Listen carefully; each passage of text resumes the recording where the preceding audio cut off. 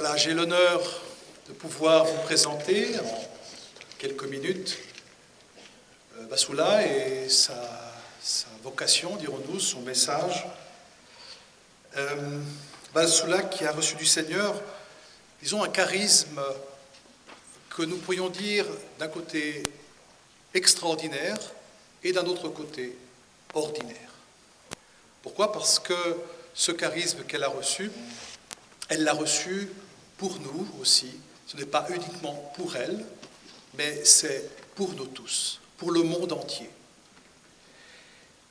Comme le dit saint Paul, à chacun la manifestation de l'Esprit est donnée en vue du bien commun. Un charisme qui naît au Bangladesh, alors qu'elle voulait écrire une liste des commissions, son ange gardien lui prend alors la main pour écrire, ce qu'on pourrait dire, un hymne d'amour, qui n'est au fond, chers amis, qu'un rappel de la parole de Dieu. Et moi j'aime bien appeler aussi tous ces messages que le Seigneur nous offre aujourd'hui, le Seigneur qui nous fait une homélie, un commentaire de la parole, et un commentaire aussi par rapport au temps que nous vivons aujourd'hui. Jésus nous l'avait d'ailleurs déjà promis, « L'Esprit Saint que le Père enverra en mon nom, lui vous enseignera tout et vous rappellera tout ce que je vous ai dit. » Et c'est un petit peu cela qui se produit avec la vraie vie en Dieu. Le Seigneur nous rappelle, c'est un travail typique qui est donné aux prophètes, de nous rappeler la parole de Dieu, de nous rappeler les commandements qu'il nous a donnés. C'est à travers les paroles mêmes du Seigneur, de son message, telles que ces paroles se trouvent donc dans ces messages que Vassoula reçoit depuis 1985, que j'aimerais que lui-même, le Seigneur lui-même, vous décrive tout d'abord pourquoi il a choisi Vassoula comme instrument, et ensuite quelle est la mission que le Seigneur lui a confiée pour le bénéfice de l'Église. « Je t'ai choisi, dit le Seigneur, moi-même, pour que tu deviennes un témoin auprès d'un peuple qui n'est pas le tien et dont beaucoup sont loin de comprendre pourquoi la sagesse a, parmi eux, choisi une étrangère. » Étrangère, en effet, car Vassoula est né dans un pays étranger, en Égypte, le 18 janvier 1942, mais de parents grecs. Étrangère aussi à tout ce qui a trait à la religion, car durant de longues années, elle ne s'intéressera en aucune manière à tout ce qui concerne le monde du spirituel, de la foi, de l'Église, et en plus aussi des églises. Aucune idée, aucun intérêt. Sa connaissance catéchétique se réduit à très très peu de notions. C'est pourquoi son ange lui dira au tout début « Le Seigneur t'a choisi pour être son élève et t'enseigner tout sur lui et sur son Fils Jésus-Christ. » Oui, la vraie vie en Dieu, parce que tel est le titre que le Seigneur a voulu pour ses messages, la vraie vie en Dieu est une école. Moi, je dis tout souvent que c'est une sorte d'accompagnement spirituel pour chacun de nous. Le Seigneur est notre directeur spirituel, le vrai accompagnateur, le vrai directeur de nos âmes. Et en lisant du début à la fin, vous pouvez goûter à quel point Dieu nous conduit vers une plus intime et profonde connaissance de la vraie vie en lui. À l'école, nous sommes tous appelés. À l'époque donc, la mondanité fait alors partie du quotidien de Vassoula. Voilà ce que dit le Seigneur. « Il m'est arrivé de me promener près d'une rivière et de voir un bois flottant, dérivant avec le courant mondain. Je me suis penché et je l'ai retiré du courant. Je l'ai ramené à moi, à la maison, et je l'ai planté dans mon jardin de délices. D'un morceau de bois sec, j'ai fait de toi un arbre. Mariée à un diplomate suédois et mère de 2 enfants, elle a vécu dans différents pays d'Afrique, menant une vie facile, mondaine, peintre à succès, championne de tennis, mannequin dans des défilés de mode, hôtesse accomplie. Rien ne laissait prévoir ce qui lui arriva le 28 novembre 1985 au Bangladesh, tandis qu'elle écrivait justement cette liste de commissions pour la préparation d'un cocktail. Depuis lors, des années de communication avec le Seigneur ont été recueillies dans plus de 110 cahiers, manuscrits, traduits dans plus de 40 langues et dans des centaines de voyages à travers plus de 80 pays, pour faire connaître ces messages d'amour, de réconciliation, d'unité et de paix que Dieu lui demande de transmettre, non seulement aux chrétiens de différentes confessions, mais aussi aux hindous, aux bouddhistes, aux musulmans, et même, et peut-être surtout, à ceux qui n'ont pas encore connu Dieu et son amour. Mais nous pourrions dire qu'un des thèmes fondamentaux de la vraie vie en Dieu, c'est certainement celui de l'unité des chrétiens. C'est toi que j'ai choisi pour être une enseigne de ce à quoi ressemblera l'unité. Oui, parce que Vasula est orthodoxe. Mais en même temps, elle demande que les chrétiens se réunissent autour de Pierre. Je t'ai choisi pour être la victime de ma passion, l'autel sur lequel se déposerait l'unité. Aussi, que peux-tu demander de plus ?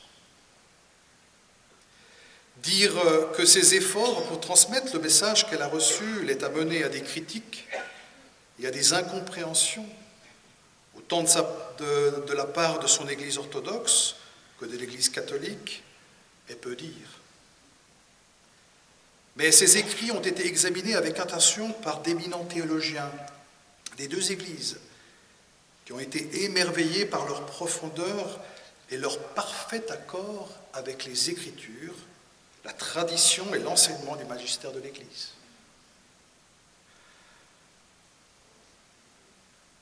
Il faut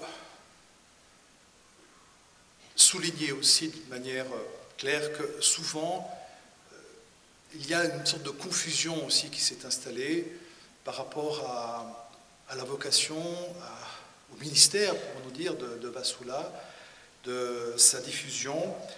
Beaucoup d'opposition, beaucoup de fausses informations, beaucoup d'incompréhension, beaucoup d'avertissements peut-être inutiles. Vous savez qu'il y a eu de la part de l'Église catholique l'émission d'une notification qui, il faut être clair, n'est pas une condamnation. L'Église émet des notifications, comme elle a émis une notification pour Faustina Kowalska, qui maintenant est sainte, vous le savez. Elle émet des notifications pour dire, attention, exerçons notre faculté de discernement, soyons prudents, tout simplement, ce qui est juste, mais ce n'est jamais une condamnation.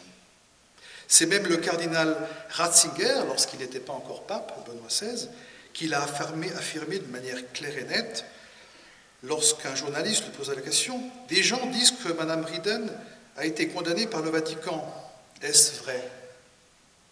La réponse du cardinal Ratzinger fut immédiate. Non, ce n'est pas vrai. La notification est une mise en garde, non une condamnation. En 2011, l'information selon laquelle Vasula aurait été excommunié par l'Église orthodoxe a été même publiée sur un site internet. C'est de la pure calomnie. Il disait que Vasula était de l'Église orthodoxe, comme si elle ne le serait plus maintenant, ce qui est absolument faux. Les personnes d'ailleurs qui ont diffusé cette calomnie ont dû retirer ces fausses accusations et publier des excuses. Chers amis, il nous faut, pour pouvoir discerner lire ces messages. Et c'est ce à quoi nous vous invitons aussi à travers ce témoignage, c'est de lire et de vous laisser séduire par la beauté, par la richesse, par la profondeur de ce rappel d'amour, par cet hymne d'amour que nous offre le Seigneur au temps d'aujourd'hui, dans nos difficultés de ce siècle que nous vivons. La vraie vie en Dieu, oui, c'est le titre que Jésus a voulu donner à cette œuvre, est une histoire d'âme, celle de Vassula, mais elle aussi notre histoire. En lisant les messages, vous vous reconnaîtrez, et vous reconnaîtrez aussi Dieu qui vous parle. Si le Seigneur lui dit quel est son écho, l'écho du bien-aimé du Père, nous devons, nous, être l'écho de l'écho.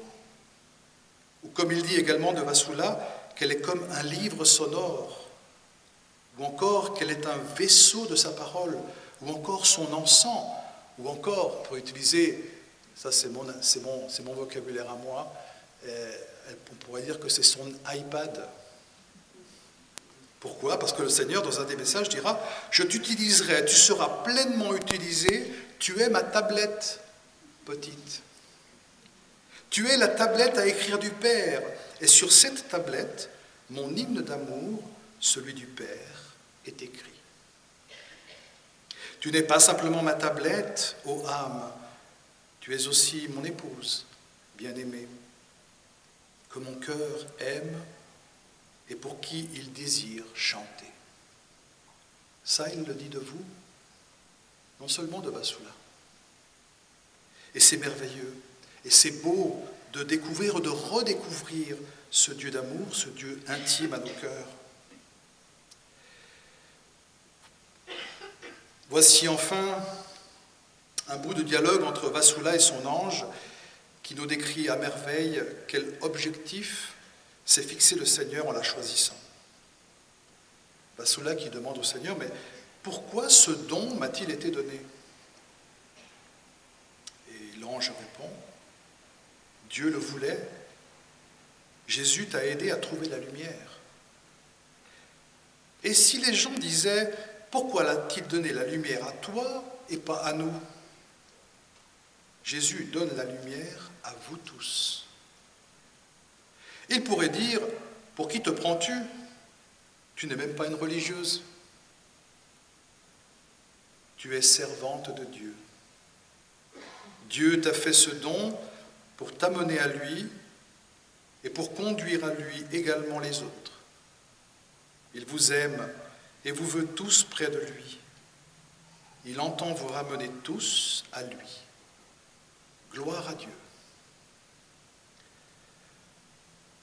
Ce fut une petite introduction, mais maintenant je laisse la parole à Vassula qui viendra nous expliciter de manière plus précise cet hymne d'amour que le Seigneur lui a fait vivre et qu'il veut nous communiquer et nous transmettre à nous aussi.